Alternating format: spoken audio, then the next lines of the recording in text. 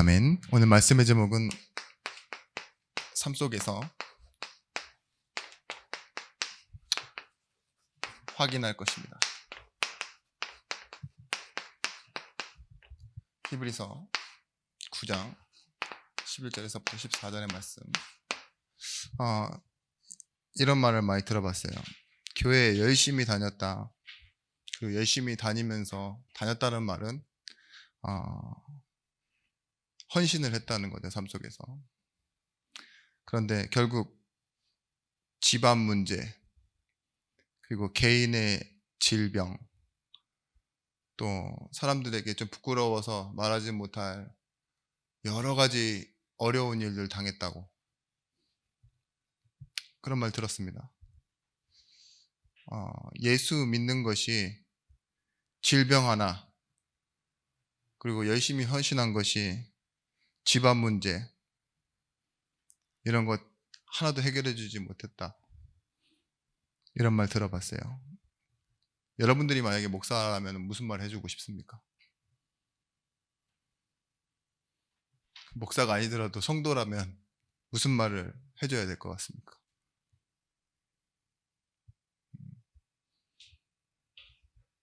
하나님의 계획이 있겠지.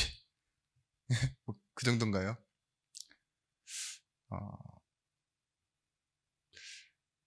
분명히 교회에 열심히 다니고 열심히 헌신한 게 잘 믿었다라는 기준은 아니다라고 설명해 주셔야 돼요. 복음은 무엇이냐? 우리에게 찾아온 기쁜 소식입니다. 그죠? 근데 그 기쁜 소식을 우리는 우리 나름대로 해석하는 게 문제예요. 하나님이 기쁘게 해주신 것이 우리에게 기뻐야 돼요. 예? 그래서 여러분들이 응답 중에 응답은 무엇이라고 했습니까? 많은 일들이 지나가요. 경제 응답 받는 건 어려운 사람이 받는 거잖아요. 그죠? 경제가 충분히 있는 사람은 경제 응답이 응답이 아니에요. 그게 좀 더 생긴 거지. 실제 돈 있는 사람들이 뭐라고 합니까? 있어도 그만 없어도 그만 하잖아요. 근데 있어도 그만 없어도 그만인 것이 인생의 목적이 되면 되겠습니까? 어떤 사람은 가족의 구원이래요. 가족의 구원을 놓고 기도하는 건 성도로서 당연한 것이지만 이것 또한 구원은 하나님의 은혜라는 걸 알아야 돼요. 그 출발점. 개인이 하나님 만나야 되는 거. 그렇죠. 나 같은 죄인 부르사 늘 소망 주시는 하나님이 어떤 분이신지를 알아야지 그 하나님께 구하는 거잖아요. 그리고 내가 하나님의 마음을 더 갖는 것이 중요합니다. 그래서 응답은 어떤 일이 해결되어지거나 내가 바라던 것들이 이루어지는 게 아니에요. 하나님은 오늘 제목처럼 삶 속에서 말씀을 주시는데 이 말씀 속에 하나님의 마음을 담아서 주십니다. 그래서 말씀을 어떻게 이해하시면 되느냐? 하나님의 마음이 이렇구나. 그러면 응답은 무엇으로 내가 확인되어지느냐? 그 하나님의 마음을 알게 된 나는 무엇을 해야 될까? 그게 이제부터 시작이 되어지는 거예요. 캠프 다녀오셨잖아요. 캠프가 어떤 시스템이 아닙니다. 아무리 봐도 그래요. 우리가 뭐 되어지는 교회도 볼 수 있고 또 우리 교회의 시간표도 볼 수 있는데 비교 선상에 놓이는 것도 아니에요.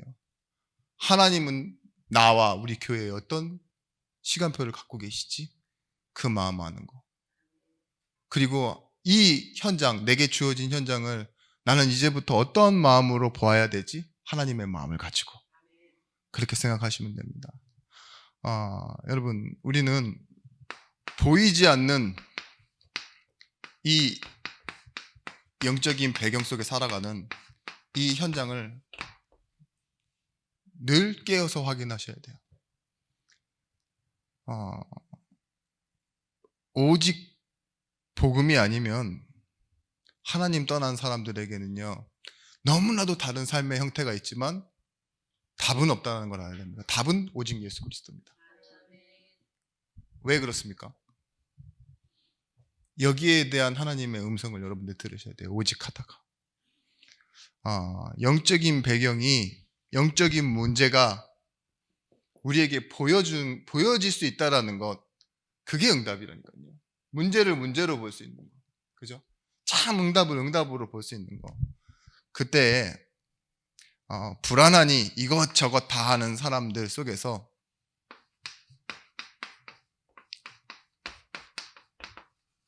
오직 그리스도 하는 거예요.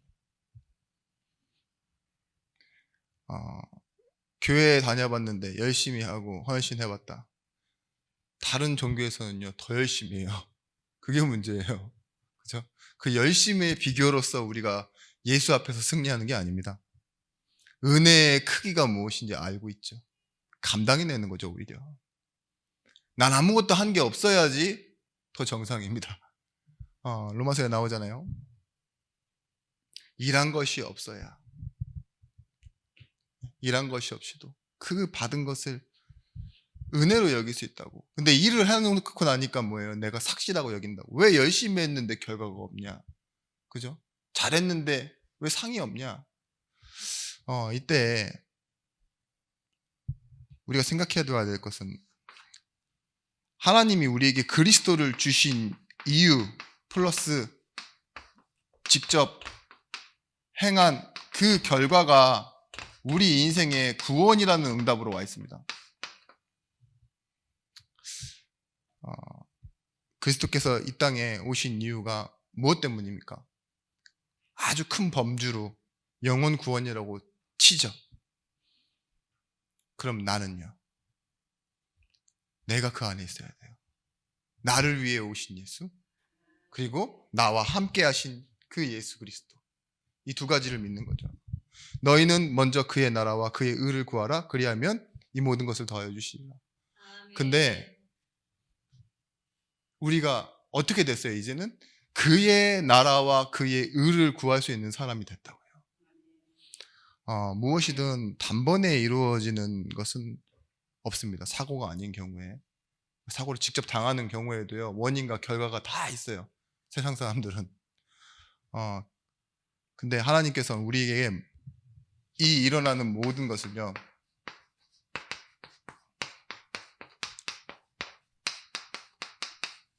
과정으로 만들어 가십니다. 분명히 우리에게 제일 중요한 시간이 무엇이냐?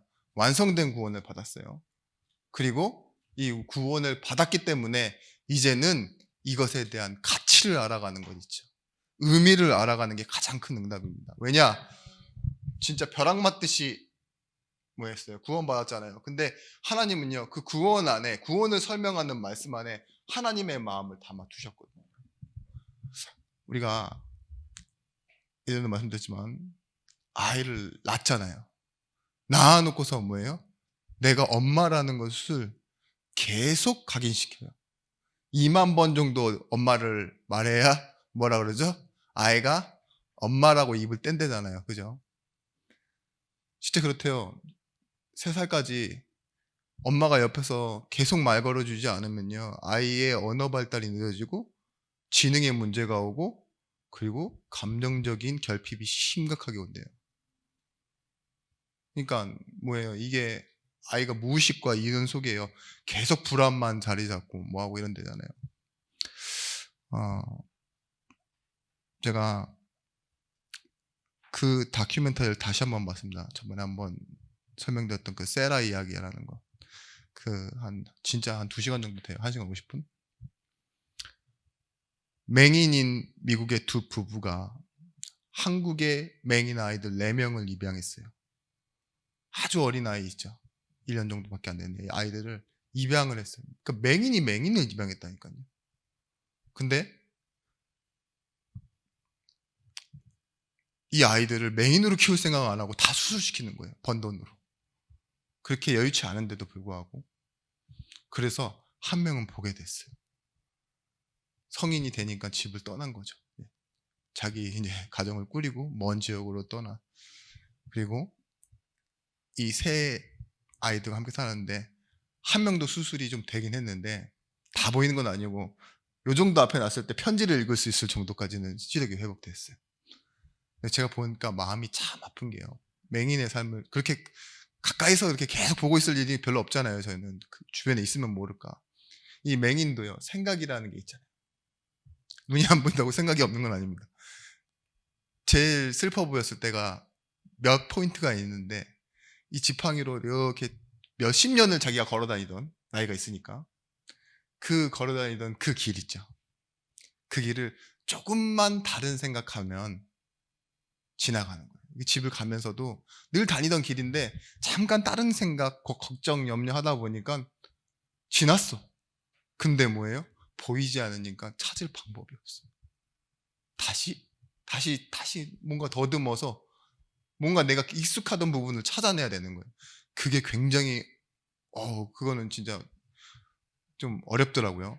그리고 더 무서운 거, 맹인 아이를 데리고 가는데 자기 딸이잖아요, 아들이랑. 근데 진짜 돌발 상황. 어디선가 개가 짖으니까 이 맹인 딸과 아들이 너무 불안해서요, 어디론가 뛰어버렸어요. 근데 찾을 방법이 없어요. 보이지가 않으니까. 그쵸? 그 소리도 놀라는데 어디로 뛰어버린 이 아이들을 찾을 수 없는 그 엄마 아빠의 마음. 또 하나, 이 세라는 맹인이면서도 자폐합니다. 그러니까 자기 그 자폐 스펙트럼 장애 자체가 자기가 좋으면 막 좋고, 좋다고요 막 소리를 지르면서요 아빠한테 이렇게 끌어안아 주는데 얼마나 들이박는지 아빠가 얼굴을 엄청 맞아요. 근데 아빠는 웃어요. 근데 이게 누가 보면 싸우는 걸로 보인다니까. 여자가 많이 먹어갖고 또 뚱뚱해. 근데 맹인의 뚱뚱한 데다 자폐까지 있어요. 근데 이게 막 하면서 막 여기저기 머리 들이박고 막 돌아다니는데 아빠는 그걸 계속 찾아요. 그러다가 밥 먹는 시간에는요 뒤에 가만히 서 있더라고요. 왜 서 있는 줄 아세요? 아이가 그릇에 숟가락이 닿아서 입으로 씹는지를 확인하려고 밥 먹는 이 세라 뒤에 아버지 이렇게 서 있는 거예요. 그러면서 확인하는 거죠. 그러다가 뭔가 심정이 뒤틀렸는지 밥그릇을 집어 던져. 아빠는 그거 줍는데 세상 세월을 다 보내는 거예요. 그 집이 얼마나 깨끗한지 모릅니다. 진짜 매일 청소하고 이렇게 누가 관리해 놓은 것처럼 깨끗해요. 천장 빼고. 천장에는 곰팡이가 펴있고 뭐 하는데 그거는 자기가 댈 수가 없는 거잖아요. 보이지가 않으니까 닦을 수도 없고. 근데 그러니까 그 손이 닿는 곳은 다 정리가 되고, 너무 신기한 거는요, 피자집에 쿠폰까지도 정리를 해요. 딱 받아가지고 넣는 자리에 다 기억으로 하니까. 무엇을 말씀드리고 싶냐, 제가 한번 그런 말씀 드린 적 있죠. 세라가 내는 말은 2살도 안 되는 지능의 말들이고, 하고 싶은 말이 뭔지 목적어 두어도 없는 단어들인데 그 말을 들은 아빠는 다 이해를 해요. 다 이해를 하고 뭐예요? 그걸 모든 걸 다 그 보이지 않는 눈으로 감당하는 거예요. 진짜 아빠 아니잖아요. 그런데도 책임지는 거죠. 벌써 20년을 넘게 키웠어요. 1살에 데려온 애를. 근데 이 아이가요, 집안에서는요, 지 살판 났다고 소리 지르고 웃고 막 끌어안고 때리 부시고 하던 애가요, 그 나라에서 하는 그 뭐죠? 이제 국비 지원으로 하는 기숙학교가 있어요. 거기 가는 버스에 타잖아요. 그 2살 되는 애가 세상 장례식 가는 것보다 더 슬퍼요. 가만히 있어요. 아무 말도 안 해요. 자기도 아는 거죠. 나를 받아줄 사람이 없다는 거. 그 포인트가 있었습니다. 여러분, 왜 모든 것이 과정이라고 말하냐? 하나님이요, 아이가 약속이라는 걸 이해하기까지는요, 단어를 이해해야 돼요. 말을 할 줄 알아야 된다고요. 그래서 그 엄마랑 약속이라는 개념을 잡기 위해서는요, 진짜 강아지 훈련시키듯이 있잖아요. 인간임에도 불구하고 계속 반복적으로 알려줘야 돼요. 그게 우리에게 뭡니까? 예배잖아요. 예배. 그래서 뭐예요? 하나님을 이해하고, 그래서 뭐냐? 결국은 그 하나님과의 약속을 신뢰하기 시작해요. 히브리서 11장 11절 말씀에 사라가 나이가 많아 단산하였으나 잉태할 수 있는 힘을 얻었으니 이는 그가 이쁘신 줄 알았습니다. 보세요. 사라가 믿은 건요, 자신의 나이가 많아서 단산한 몸의 상태가 아니고요, 또 약속의 내용인 결과물인 아이를 줄 것이다라는 거죠. 자기가 바라고 있는 소원을 믿는 게 아니에요. 누굴 신뢰하게 됐어요? 약속하신 하나님이 어떤 분이신지를 드디어 알게 됐다고요. 아멘. 마찬가지입니다. 우리가 겪는 모든 일은요, 과정 중에 있는데 무엇을 향하고 있느냐? 하나님이 누구신지와 그 나를 하나님이 나를 어떻게 부르셨는지, 그리고 지금 나를 어떻게 사랑하시는지, 그걸 이해하는 게 신앙의 내용입니다. 여러분, 하나님의 목표는 다른 게 아닙니다. 내가 거룩하니 너희도 거룩해라, 이거예요. 이거를 우리가 처음 믿을 때 하나님이 누구신지를 잘 모르니까 우리는 좀 구별돼야지, 좀 달라야지라고 생각하는데요, 아닙니다. 신앙생활이 가면 갈수록 하나님에 대한 그 신실하심과 선하심의 이해가 되어질수록요, 내가 내려놔줘요. 왜냐? 하나님 나를 얼마나 사랑하는지 아니까. 그러면서도 뭐예요? 하나님이 보시는 영혼이 내 눈앞에 보이는 거예요. 하나님의 마음으로. 하나님이 나를 이렇게 생각하셨겠구나. 그죠? 내 수준으로 보겠지만 그것도 응답입니다. 여러분, 분명히 우리에겐 어려움이라는 일들이 찾아와요. 특히 사람 때문에 어렵고요, 상황 때문에 어렵고요, 내 자신이 버려놓은 일 때문에 어렵습니다. 그런데요, 하나님이 우리에게 이 속에서 우리의 조건을 확인하래요. 이 어려움이 우리의 조건을 확인할 수 있는 가장 좋은 시간표입니다. 없을 땐 몰라요. 사람을 제일 확인하기 좋은 때가 언제라고 합니까? 어려운 일 당할 때라고 하잖아요. 급할 때라고 하잖아요. 급할 때 저 사람이 어떻게 선택하는지, 막 여유 있을 때는 탕자가 그랬다니까요. 다 뿌리고 다녀. 그러니까 빨랑 알거지가 된 거잖아요. 탕자가 돈을 쓰고 있는 모습을 보면서 이야, 호탕한 사람이네 라고 생각하는 게 아니라 돼지 쥐염염면 먹을 때를 생각해야 돼요. 저게 탕자의 모습이구나. 아버지의 것, 자기의 것 없으면 우린 저렇게 되는구나 생각할 수 있죠. 마찬가지입니다. 이 어려움이라는 캔버스 안에 하나님은요, 내 신앙을 자리 잡도록 모든 걸 다 심어 놓으시는 거예요. 분명히 말합니다. 이 어려운 일 당할 때 너는 사람 앞에서 교회가 되라. 어떤 상황에서도 성도로 살아라. 역할을 주시는 거예요. 그리고 이 일을 할 때 네가 행한 결과가 아닌 네가 자녀라는 것을 잊지 마라. 이렇게 말하신 거예요. 여러분, 우리가 아직 죄인 되었을 때, 아직 연약할 때, 아직 원수 되었을 때 하나님이 우리를 사랑하다라는 말을 가지고 현장을 보십시오. 그러면 뭐가 보이느냐? 우리 주변에 정말 도움 주기 싫은 사람이 있어요. 그죠? 상대도 하기 싫은 사람도 있어요. 그게 아직 죄인인 사람입니다. 아직 연약한 사람입니다. 근데 우리 보고 뭐라고 해요? 그런 사람을 사랑하래요. 왜 그럴 수 있을까요? 이방인, 과부, 어린아인, 우리를 박해하고 원수된 자, 그죠? 그런 사람을 왜 사랑하라고 말해요? 그게 우리의 역할이에요. 하나님은 하나님의 일을 하고 계시기 때문에. 남을 정죄하는 사람들의 특징이 뭐냐? 자기에게 묶여 있어요. 나는 이렇게 했는데 라고 하는. 그리고 남을 불쌍히 여기지 못하는 사람들의 특징이 뭐냐? 자기 연민에 갇혀 있어요. 이게 제일 무서운 겁니다. 자기가 제일 불쌍해. 그죠? 그러니까 남은 덜 불쌍해 보이고 남은 가치 없어 보여. 하찮게 보여. 좀 이해하셔야 돼요. 저는 저희 교회 안에 일어나는 여러분의 가정사도 알고는 있습니다. 근데 입장으로 생각하셔야 된다니까요. 누가 뭘 했네, 만했네 이것보다요. 엄마라면 그럴 수 있다. 전 그렇게 생각해요. 엄마이기 때문에 그럴 수 있다. 아무리 성도라도요. 자기 자녀 위해서는요. 뭘 못할 게 없어요. 내 자존심 다 꺾이고 예?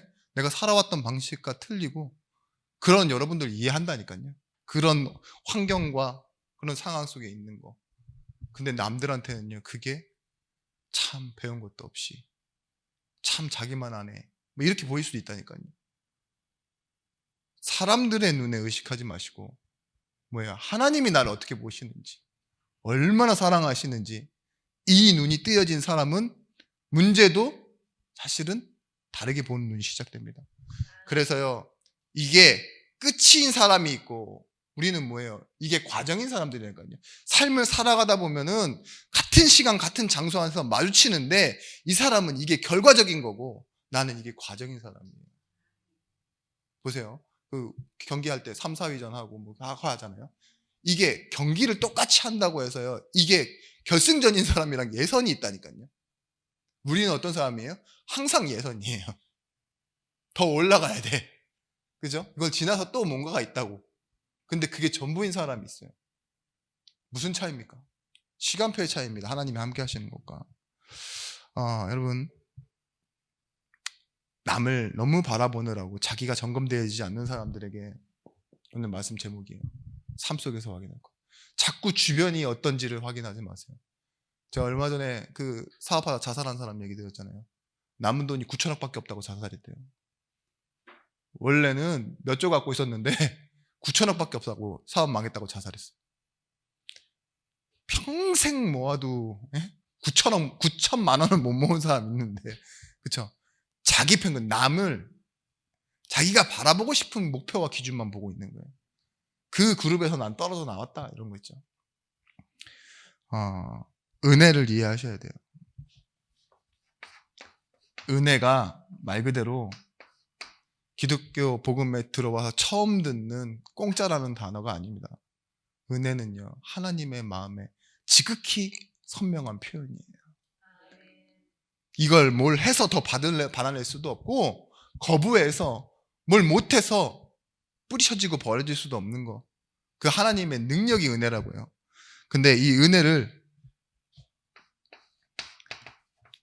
진짜 인격적으로 삶 속에서 이해하셔야 됩니다. 로마서 8장 8절 말씀에 뭐라고 말하냐? 육신에 있는 자들은 하나님의 기쁘시게 할 수 없느니라. 그 말은 뭐냐? 행위로서는 하나님을 기쁘시게 할 수 없대요. 근데 우리는 어땠죠? 은혜로 말미암아 믿음으로 구원받았다고. 고린도후서 12장 9절 말씀에 나에게 이르시기를 내 은혜가 족하다. 이는 내 능력이 약돼서 온전하여짐이라 하신지라. 보세요. 안 되는 일들이 있잖아요. 그게 과정이에요. 평생 안 고쳐줄 거래요. 그런 답을 얻었어요. 바울이. 근데 뭐라고 나와 있어요? 도리어 크게 기뻐하며. 왜 그럴 수 있냐요? 확인된 거예요. 확인된 거. 응답되지 않았는데 하나님의 마음을 알았어요. 내게 주신 은혜가 얼마나 큰데 이것 가지고 내가 하나님한테 실망할 수 없다. 이거 있죠. 10,000달란트 받은 자, 그 비유 아시잖아요. 빚을 탕감받은 자. 일당으로 치면은요, 30 몇 조라고 하더라고. 40 몇 조. 근데 몇 데나리온? 그거 빌린 자 잡아다가 딱 가두죠. 그게 얼마냐? 200 몇만 원. 그러니까 이걸 30 몇 조로 환산했을 때 200 몇만 원. 그 빚을 탕감받고 우리는 집에 가서 가다가 보니까 저 나한테 200 몇만 원 빌린 놈 잡아 가두는 거예요. 이게 뭘까요? 하나님 마음 모르는 자의 특징. 우리가 그렇다니까요. 구원의 크기가 얼마만큼인지 이해되어지고 거기에 대한 은혜와 감사가 있는 사람은요.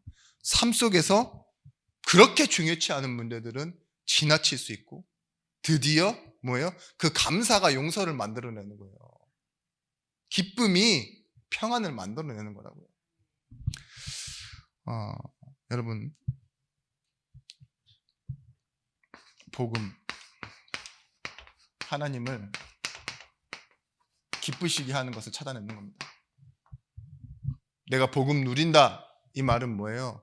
아, 내가 그리스도 이분이 어떤 분인지를 알고 예배 잘 나온다. 이거 아니에요. 여러분의 삶 속에 예배 이후에 하나님을 기쁘시게 할 수 있는 것이 뭐지? 이 기도 제목이 생기는 거죠. 성도가 몇 없다 보니까 제가 이렇게 눈 마주치면 되게 부담스러워 하시는데 자주 마주치는 것도 복입니다. 저한테. 네. 그래요. 제가 좀 너무 오래 쳐다본다 싶으면 좀 이렇게 돌릴게요. 근데 그래도 이렇게 보고 계속 얘기해야지. 제가 이렇게 계속 이렇게 할 수는 없지 않습니까? 무슨 뭐 제가 안테나도 아니고. 네? 얘기하다 보니까 마음에 좀 걸려서 말씀드렸어요. 이번 주일날 말씀드렸잖아요. 바울이 갈라디아 2장 20절의 고백을 어느 배경 속에서 했냐? 어느 배경 속에서 했어요? 그 행위로 다른 복음 때문에 살아가는 그들 앞에. 다른 복음은 뭐냐? 자기가 뭔가를 더 자꾸 추가하는 거. 근데 내가 그리스도 안에 산다라는 것, 그것은 이미 율법에 대해서 죽었다는 것을 말한다. 내 행위가 내 가치와 결과를 만들어내지 않는다. 이렇게 말하는 거예요. 그래서 뭐예요? 나는 내 기쁨을 위해 사는 존재도 아니다.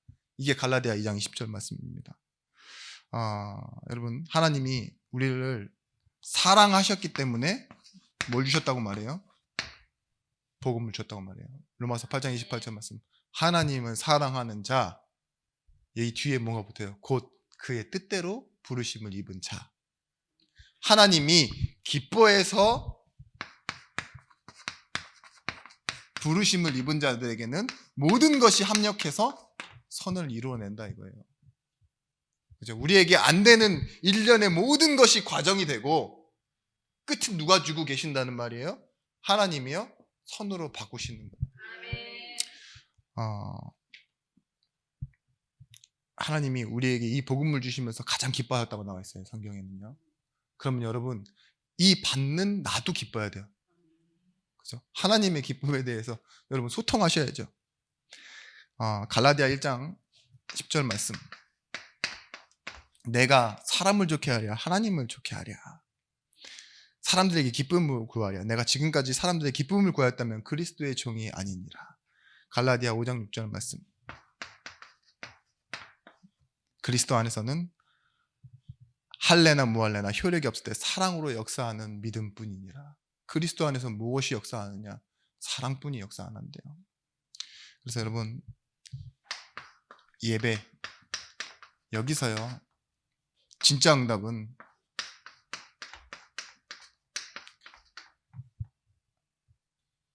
말씀을 내가 지식으로 이해하고 모르던 부분을 알아가는 게 아니라 하나님 앞에 인격적으로 서는 겁니다. 왜냐? 하나님이 우리를 인격적으로 만드셨어요. 너와 내가 같다. 너는 내가 만들었고 나의 형상을 본따 만들었어. 넌 나와 같은 사람이야. 그러니까 내가 너를 사랑할 수 있는 거야. 물건이, 명품이 막 여기에 누가 그러더라고요. 1조짜리 통장을 가지고 있는데 통장을 보면 무슨 생각이 드냐고. 근데 그분이 래퍼거든요. 기분 좋지 이러더라고요.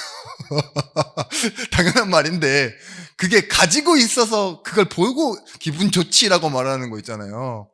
그게 저는 참 이해되지만 이해가 안 되더라고요. 왜냐? 내가 본 적이 없고 내게 아니니까.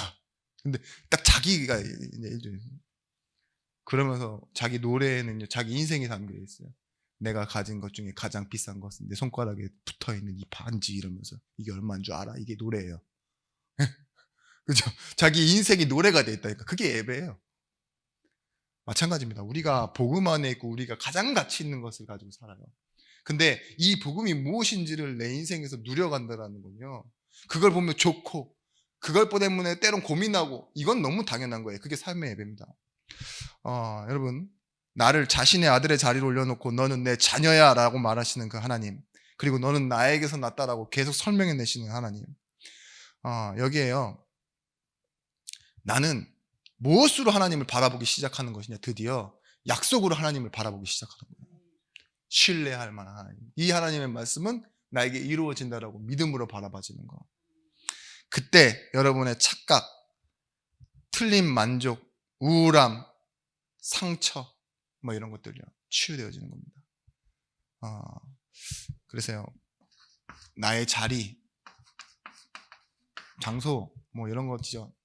이런 것도 포함되지만 어쩔 수 없이 여러분 내가 겪고 있는 모든 것에 내가 있는 포지션 있잖아요. 집에서는 엄마고 교회에 오면 뭐 권사님이고 전도사님이고 그렇잖아요. 내가 어딘가 가면은 어디 갯자리에 가면 내가 11번째 이제 수급자고 뭐 이렇게 될 수 있는데 그런 자리에서 여러분들이 이걸 누리셔야 돼요. 역할. 충분히 감당하셔야 됩니다. 하나님 자녀는.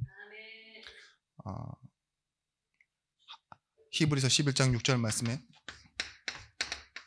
하나님은 다 계획이 있으셔서 여러분을 부르셨어요. 근데 믿음이 없이는 하나님을 기쁘시게 하지 못한대요. 그 말은 뭐냐? 하나님이 나를 이 상황 속에 나를 두셨구나. 그걸 믿는 거예요. 그리고 뭐예요? 반드시 그것을 찾는 자들에게 상 주시는 이심을 믿어야 된대요. 그가 계신 것과 그를 찾는 자들에게 이 존재만 믿는 것이 아니라 내가 그를 찾을 수 있고 부를 수 있는 자리에서 이 역할을 한다는 거, 기도하는 거. 근데 거기에 여러분의 응답이 있는 겁니다. 여러분 보상이 아닙니다. 여러분들이 아무 능력과 조건이 없어도요. 하나님은요. 하나님이 공급자가 되신다는 말이에요. 결정적인 순간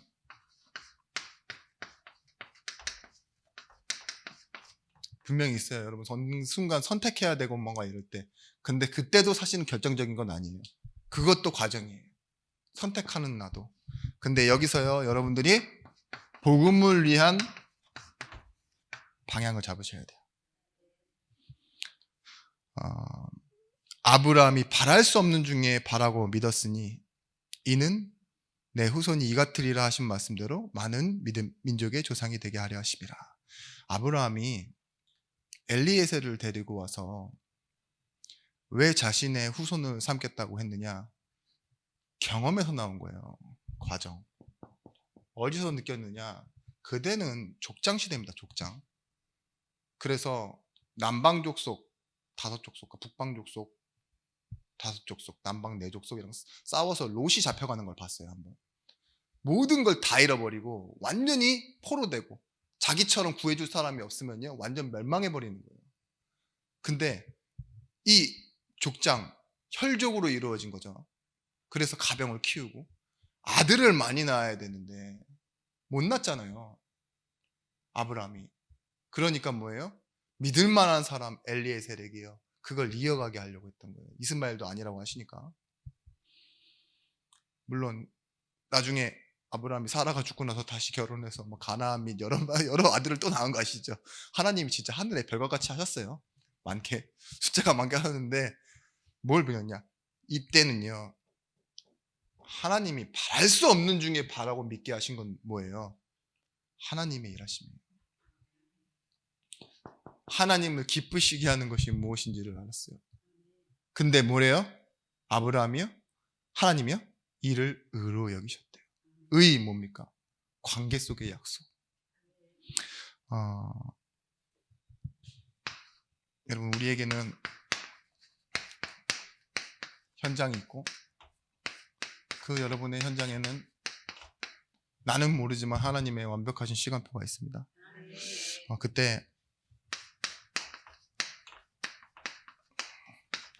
확실한 가치,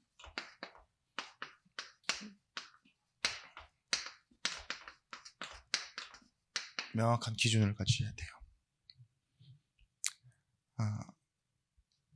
로마서 14장 6절 말씀입니다. 남을 중히 여기는 자는 주를 위하여 중히 여기고 먹는 자도 주를 위하여 먹으니 이는 하나님께 감사하며 먹지 않는 자도 주를 위하여 먹지 아니하며 하나님께 감사하느니라. 우리 중에 누구든지 자기를 위하여 사는 자가 없고 자기를 위하여 죽는 자도 없도다. 이 말은 뭐냐? 우리 생사간의 고백이에요. 사람에게서 뭐 이랬다 저랬다가 하는 게 아니에요. 가장 중요한 확실한 기준. 확실한 가치, 명확한 기준은 뭐예요? 복음을 위하여. 그죠? 복음을 위하여 하는 것. 그게 우리 현장 시간표입니다. 잘못하면 상황윤리에 빠져요. 나는 힘드니까 돈 벌러 가야지. 사람이 저렇게 부탁하니까 그래 한번 해야지. 이게 아니에요. 여러분의 마음에요. 하나님 분명히 지금 말씀 들은 여러분에게 역사하고 계십니다. 그걸 가지고 계속 고민도 하시고 기도해 주시고 하나님 마음에 이걸 맞추셔야 돼요. 포인트를. 여러분 사나 죽으나 주의 것이다. 이 본질과 핵심을 붙잡고 있으면 먹고 사는 것 그게 내 인생의 전부가 아니다라는 결론이 나온다 이거예요. 사람이 날 믿게 보든 사람이 날 예쁘게 보든 그 뭐가 중요합니까? 그거 내 인생 바꾸지 않는다예요.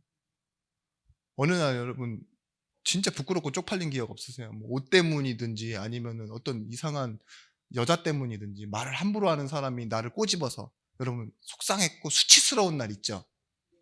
네. 그날이 빨리 지워지셔야 내가 치유되는 겁니다. 가서 똑같은 짓을 또 할 수 있어야 돼요. 나 욕했어? 그러면서 똑같이 괜찮아. 그때의 내가 아니니까. 그것 때문에 쪽팔린. 옛날에 뭐 그러잖아요. 그 어떤 성공한 사람의 이렇게 글을 다 보는데요. 책을 한 권 다. 자기 인생을 바꾼 게 그거래요. 좋아하는 여자 앞에서 김치국물이 센 가방. 그리고 그 교복이 자기 인생을 성공해야겠다라고 만들었다고.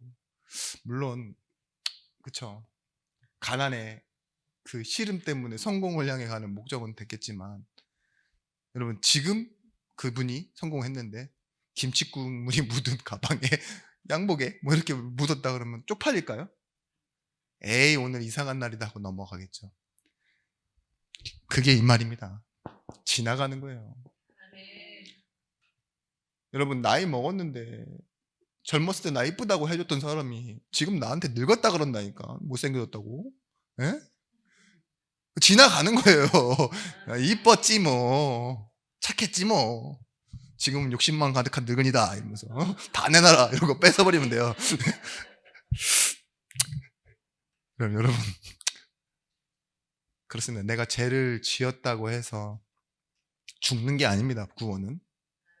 내가 뭔가 좀 많이 깨달았어요.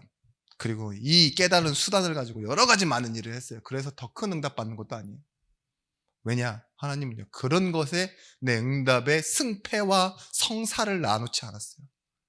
그저 내가 하나님이 누구신지 더 깊이 알고 영광을 돌리고 나는 물러날 수 있는 그게 뭐예요? 예수 그리스도의 마음이에요.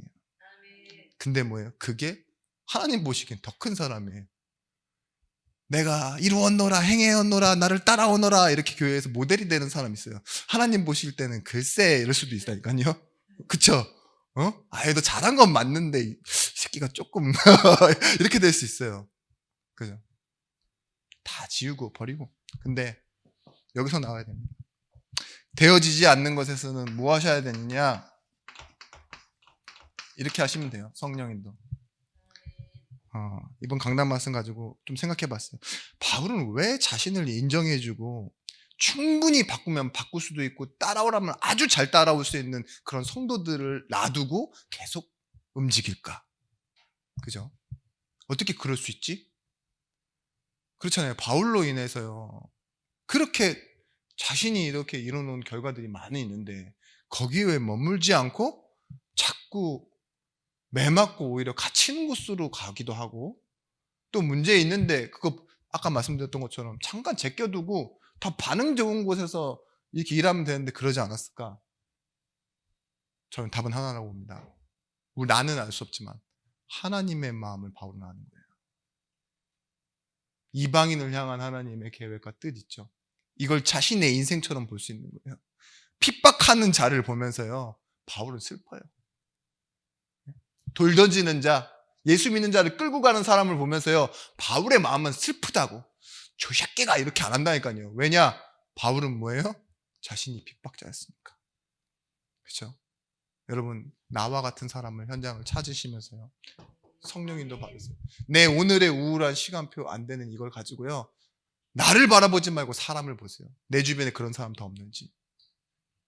저는 여러분의 한계를 압니다. 어떤 한계를 아냐? 잘못된 한계가 아니에요. 여러분이 그렇게 힘든데 교회에 헌신할 수 있는 이유는요, 힘들기 때문이에요. 힘든 걸 이해하거든요. 여러분의 마음에 내 이 소중한 걸 이렇게 내놓을 수 있다는 건요, 진짜 나한테 소중하니까 내놓을 수 있는 거예요. 교회도 소중하니까. 그래서 응답 받지 말라는 소리는 아니고 이걸 이해했으니 빨리 과정을 지나가시라고요.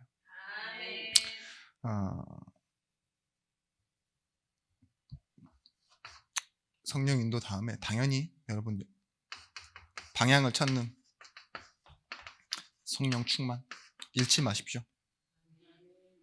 성령 충만 받은 제자들이 뭐예요?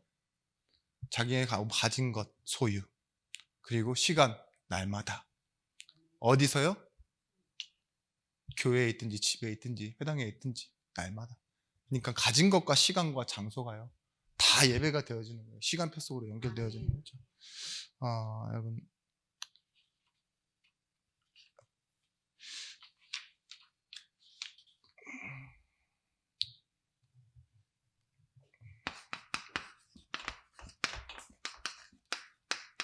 교회를 생각하면서 이 단어를 생각해 보십시오.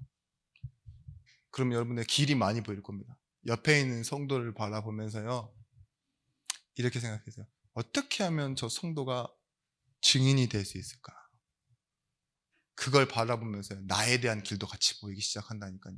왜냐? 하나님의 눈으로 봐야 되잖아요. 어떻게 하면 내가 제자가 될 수 있을까 생각하다 보면은요, 자꾸 나의 속에 빠져요. 예? 내 가진 걸로만 하려고 하지. 조건이 없는 옆에 있는 성도를 한번 보세요. 어떻게 하면 저 사람을 제자로 만들고 증인으로 만들지? 베드로전서 4장 13절 말씀에